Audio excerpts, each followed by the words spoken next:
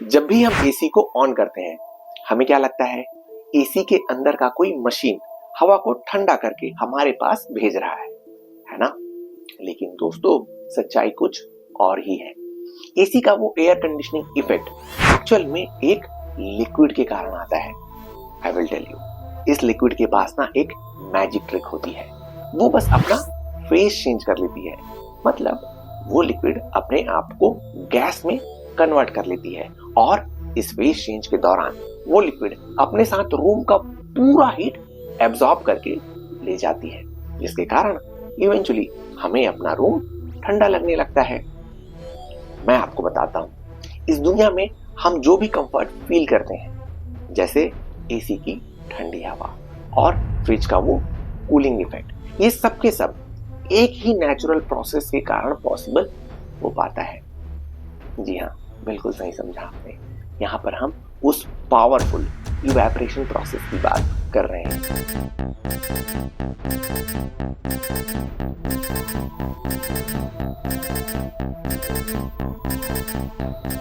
नमस्कार दोस्तों, मेरा नाम है रुपेश वर्मा और मैं आपका स्वागत करता हूँ हमारे happy Sunday happy learning series के एक नए एपिसोड में।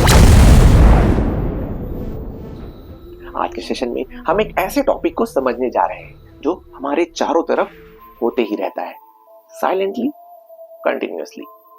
चाहे आप फ्रिज का दरवाजा खोल रहे हो, या फिर आप चाय बना रहे हो, या फिर आप प्रेशर कुकर की उस सीटी का आवाज सुन रहे हो, हर जगह आपको मैटर का फेस चेंज वाला फिनोमेना साइलेंटली अपना काम करता हुआ नजर आएगा। आज के इस वीडियो में हमारा पूरा फोकस इवेपोरेशन, कंडेंसेशन और सब्लिमेशन जैसे कॉमन फेस चेंज वाले प्रोसेसेस को समझने पर रहेगा। साथ ही इन प्रोसेसेस को पूरा करवाने में टेम्परेचर और प्रेशर की क्या भूमिका रहती है, इसे हम डिटेल में स्टडी करेंगे। बस आप इस वीडियो के अंत तक हमारे साथ बने रहिए। चलिए शुरू करते हैं।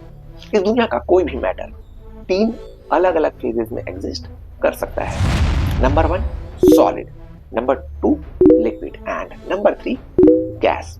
लेकिन अगर आप एक सॉलिड को लिक्विड में कन्वर्ट करवाना चाहो, या फिर आप एक लिक्विड को सॉलिड में कन्वर्ट करवाना चाहो, तो आपको उस सॉलिड को एनर्जी सप्लाई करनी होगी।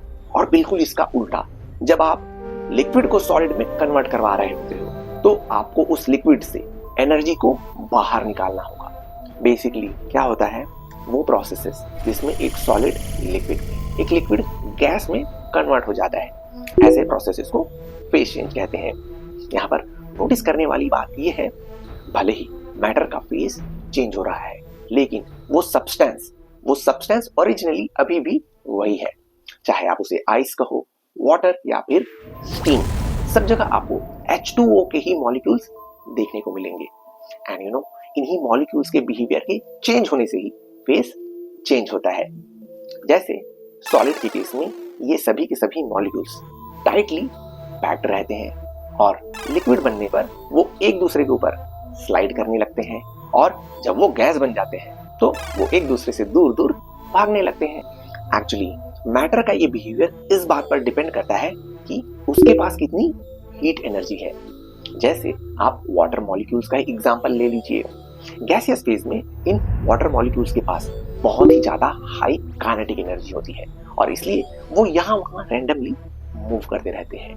पर जैसे ही इन वाटर मॉलिक्यूल्स के उन वेपर स्टेट वाले पार्टिकल्स के हीट एनर्जी को एब्जॉर्ब कर लिया जाता है, क्या होता है, वो ऑटोमेटिकली लिक्विड फेज में जाकर कन्वर्ट होने लगते हैं, जिसे ही तो आप कंडेंसेशन के नाम से जानते हो। एसेंशियली कंडेंसेशन प्रोसेस के दौरान गैस लिक्विड में कन्वर्ट हो जाता है, ये तो हम सबको पता है। लेकिन कंडेंसेशन प्रोसेस के दौरान हीट एनर्जी भी रिलीज होती है। एक बार फिर से let me repeat, condensation process के दौरान हीट एनर्जी भी रिलीज होती है, जिसके बारे में हम में से ज्यादातर लोग नहीं जानते। आप इन सर्दियों के मौसम की ही बात कर लीजिए। अगर किसी दिन क्लाउडी वेदर हो जाता है, तो आप नोटिस करना, उस दिन का टेम्परेचर ऑटोमेटिकली 1 से 2 डिग्री सेल्सियस बढ़ जाता है। बिकॉज क्लाउड का फॉर्मेशन कंडेंसेशन प्रोसेस का एक क्लासिक एग्जांपल है। सो अगली बार जब आपको गर्मी लगे, तो आप समझ जाना, ये जरूर आसमान में क्लाउडी वेदर होने के कारण हुआ होगा, and that is essentially a condensation process only. Condensation के ठीक उल्टे प्रोसेस को इवेपोरेशन कहते हैं। मतलब वो प्रोसेस जिसमें लिक्विड गैस में कन्वर्ट हो जाती है, उस प्रोसेस को इवेपोरेशन कहा जाता है। अब जब ये प्रोसेस कंडेंसेशन का बिल्कुल उल्टा है, तो इस प्रोसेस के दौरान होने वाला हीट फ्लो भी बिल्कुल उल्टा होना चाहिए, राइट? कंडेंसेशन में हमने देखा था कि हीट एनर्जी को रिलीज किया जा रहा था, तो इस इवेपोरेशन प्रोसेस के दौरान एक्सेस हीट एनर्जी को एब्जॉर्ब कर लिया जाना चाहिए, राइट? बिल्कुल सही समझा आपने। इवेपोरेशन प्रोसेस के दौरान आप कूलिंग इफेक्ट को एक्सपीरियंस कर सकते हो। मतलब अगर आप किसी रूम को ठंडा करवाना चाहो, तो बस आप उस रूम पर एक लिक्विड को ले जाकर उसे गैसियस फेज में कन्वर्ट कर दीजिए और आपको कूलिंग इफेक्ट एक्सपीरियंस करने को मिल जाएगा। हमारे एसी और फ्रिज भी इस इवेपोरेशन प्रोसेस के कारण ही हमें कूलिंग इफेक्ट दे पाते हैं। आप नोटिस करना, हमारे एसी के अंदर एक तरह के वर्किंग फ्लूइड का इस्तेमाल किया जाता है, जिसके फेज चेंज के कारण ही हमें कूलिंग इफेक्ट मिलता है।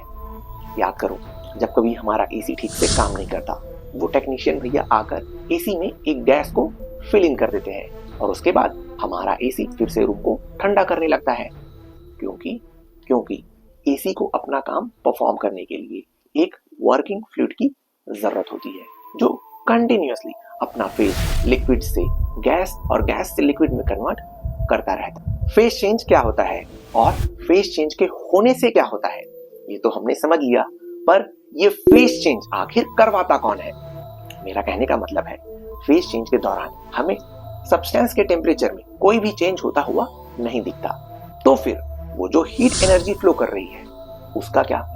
आइडियली जब कभी हीट फ्लो होता है तो हम सब्सटेंस के टेम्परेचर को चेंज होता हुआ नोटिस करते हैं, लेकिन इन फेज चेंज प्रोसेसेस के दौरान टेम्परेचर में तो कोई चेंज ही नहीं होता।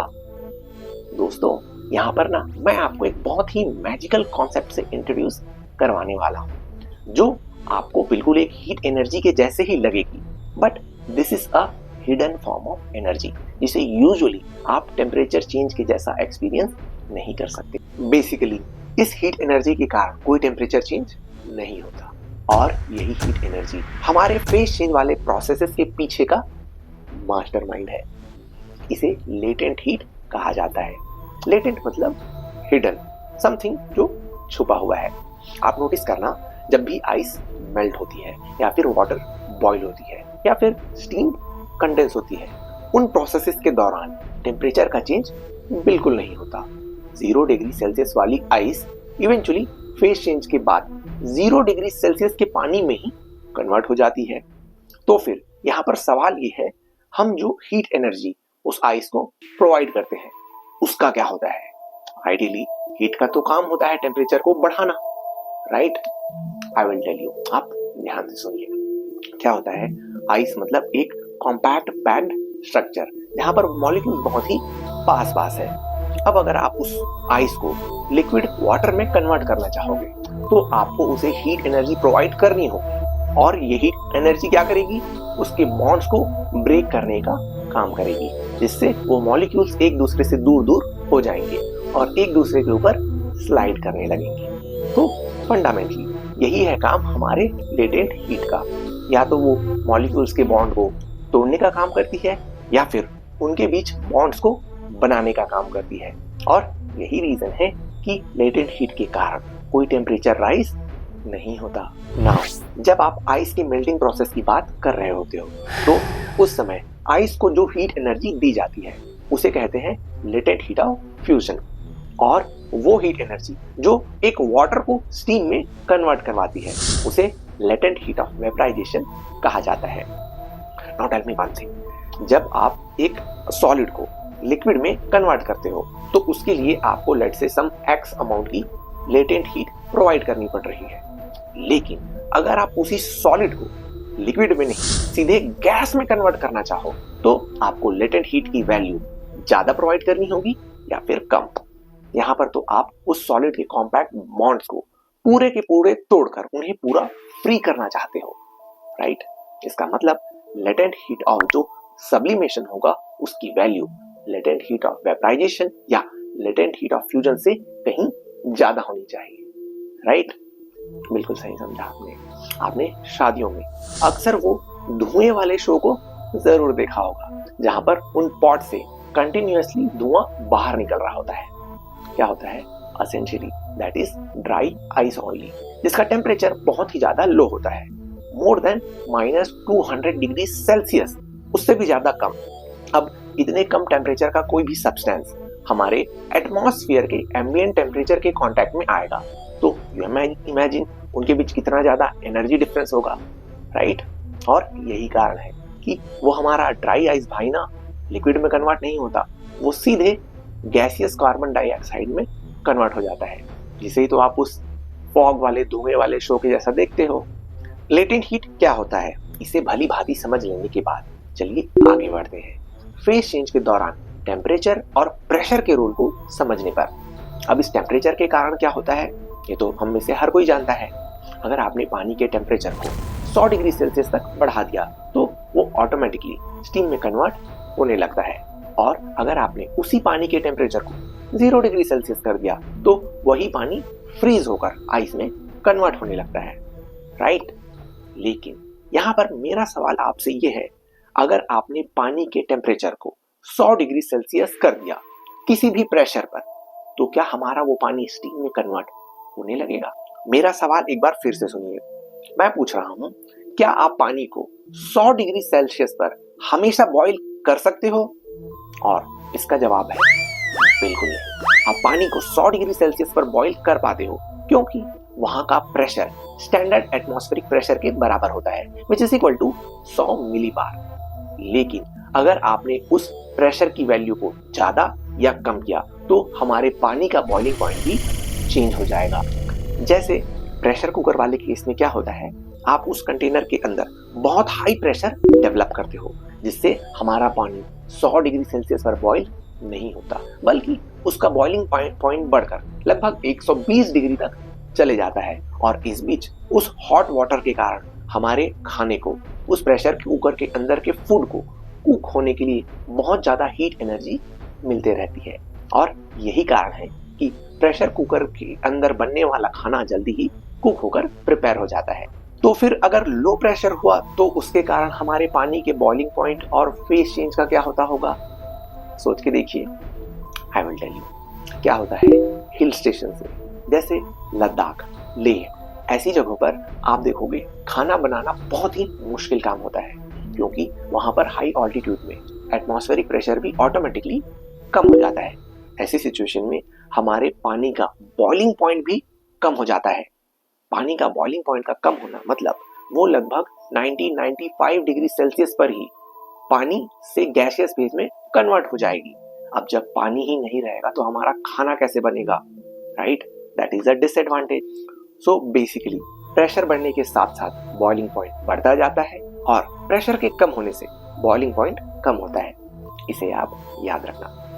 और आज के इस सेशन में हमारा फेज चेंज, लेटेंट हीट और उनकी एप्लीकेशंस पर बेस्ड ये डिस्कशन पूरा हो गया है। आपको आज का सेशन कैसा लगा मुझे कमेंट करके जरूर बताएं। एक एक्साइटिंग एपिसोड के साथ आपसे फिर मुलाकात होगी अगले हफ्ते। तब तक keep commenting, keep sharing. Happy Sunday, happy learning.